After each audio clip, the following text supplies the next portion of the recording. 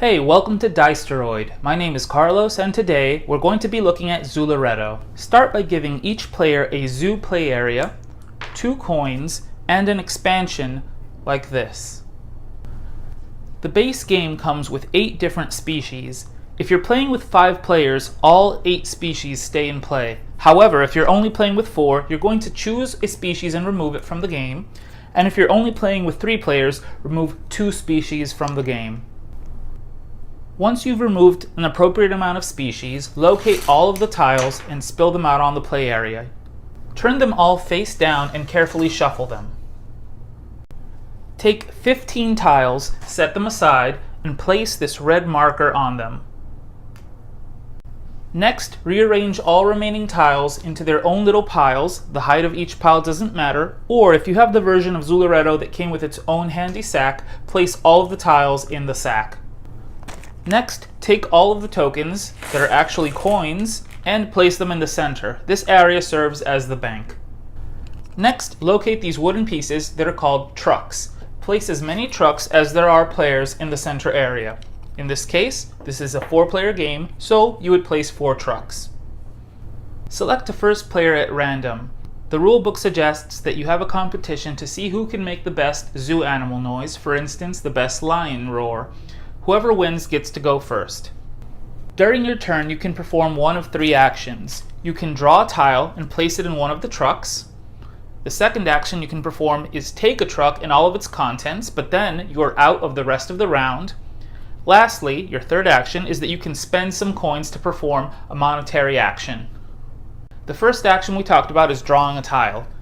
In this case, I'm going to draw it from the sack, but if you don't have the sack, you can simply draw it from the piles that you created at the beginning of the game. After drawing a tile at random, you will simply place it on one of the trucks.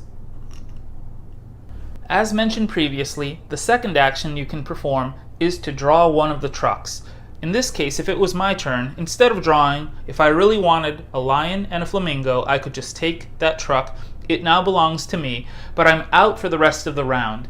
That means I can no longer perform purchases, I can no longer draw tiles, and I can no longer take a truck. If you decide to grab a truck, you must place the contents of the truck in your zoo. Let's have a look at the rules when placing animals and contents of trucks in the zoo. You'll notice that you start the game with 3 different enclosures. Each enclosure can only house 1 species of animal. In this case, if I drew these 2 animals, a flamingo and a female lion, I can place them in separate habitats. Lions cannot be in the same zone as flamingos. Let's say that in a future round, I draw this truck. First, I have a second lion. It's most convenient to place it in the same area as the previous lion. The more full an area is, the more beneficial it is, and we're going to talk about that a little more later on. If I wanted to, I could place it in a separate area, and that would be fine. That is a legal move. I cannot place the lion in an area that contains a different species, so my only options are to place this lion in this new area or with the other lion. Next, I have a coin token. All that means is that I get to draw another coin from the bank and place it in my reserve. Next, I get a kiosk. Kiosks are worth victory points at the end of the game, especially if you have a wide variety of different types of kiosks. These 4 areas, are where I can place kiosks. So let's just place it here for now. Let's say that the next round, I get this truck. You'll notice that some animals have a male and female symbol. What this means is that if I were to place a male lion with a female lion in the same enclosure, they'll have a baby. The game includes several circular tokens that represent offspring. So in this case, if a male and a female lion are in the same enclosure, you may immediately place their baby in the same enclosure. Once that's taken care of, we continue unloading the truck. So this next lion goes here.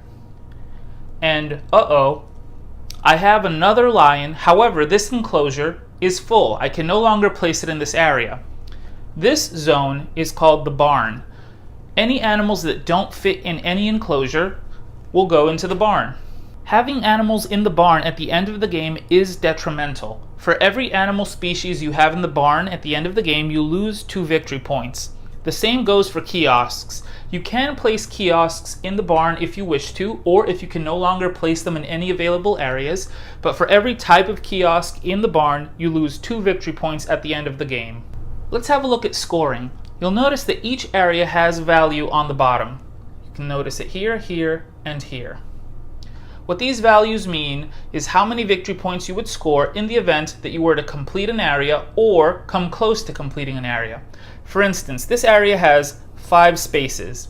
At the end of the game, if you manage to fill all 5 spaces, you gain the value on the left. You would gain 8 victory points. If you only fill 4, if you were just 1 shy of completing an area, you gain the value on the right. So if I had 4 animals in the space instead of 5, I would gain 5 victory points. The money that appears on the right side, that's how many coins you would gain if you fill an area. So in this case, let's have a look.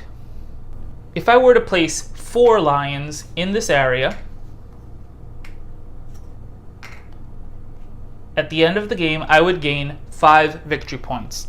However, if I ever fill this area, at the end of the game, I will gain 8 victory points, and as soon as I fill it, immediately upon filling it, I would gain the amount of money that appears listed here. In this case, 2 tokens. Kiosks are meant to serve as a contingency plan. If I were to place a kiosk in an area, and I wasn't able to meet any of the criteria to gain these victory points, the kiosk would still give me some victory points. In the event that I can only place 3 animals in this enclosure, I gain 1 victory point per animal if there is a kiosk in that area. That means that kiosks are useless if the area qualifies for some victory points by itself. In this case, this area is worth 5 victory points. The kiosk does nothing. In this case, the area qualifies for 8 victory points. The kiosk does nothing. As mentioned previously, there are 3 different kinds of actions that you can perform during your turn. We still haven't covered the third, which are monetary or money action. Each player will get their own little tile that explains the different kind of money actions they can perform, but let's have a quick look at them. The first one is move a token. For 1 coin, you can transfer 1 animal to a different area. For example, I could move this panda from this enclosure to this enclosure. Another option is exchanging 2 animal species for 1 coin. So for 1 coin, I could take all of my pandas and place them in this enclosure and move all of my elephants and place them in this enclosure. Another option is purchasing an animal from another player. If another player has an animal in their barn, you can pay 2 tokens to take that animal and place it in one of your enclosures or your barn. Of those 2 tokens, 1 token goes to the player who provided the animal. According to the rules, this doesn't seem to be optional, so it doesn't appear that this player can say they don't want to sell you the animal. Another option is that for 2 tokens, you can discard 1 token. So this player, for instance, might have a flamingo that they do not want. If they were willing to pay 2 tokens, they could discard that flamingo and simply remove it from the game. Last, but definitely not least, for 3 tokens, you can expand your zoo once. So if I had 3 tokens, I could pay them and take this expansion tile we mentioned at the beginning of the game and flip it over.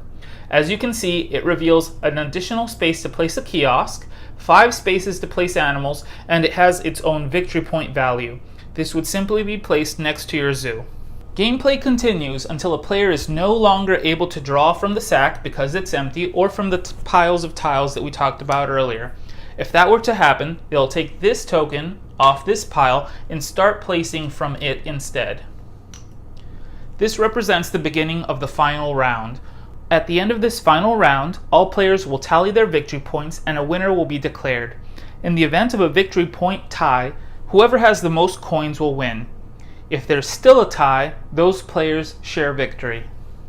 Just a quick note about male and female animals. If you were to place a female and a male in the same enclosure, only under those conditions will they immediately produce offspring. So in this case, you would be able to immediately place a baby lion. If an additional male is placed or an additional female, nothing happens. This pair produced a baby, so they can no longer produce any other babies. If an additional female were to be placed in this area, then they would be able to produce another baby, as they are a different pair of male and female animals. In the event that you meet the criteria to produce a second baby and it can no longer fit in the enclosure, it must be placed in the barn area.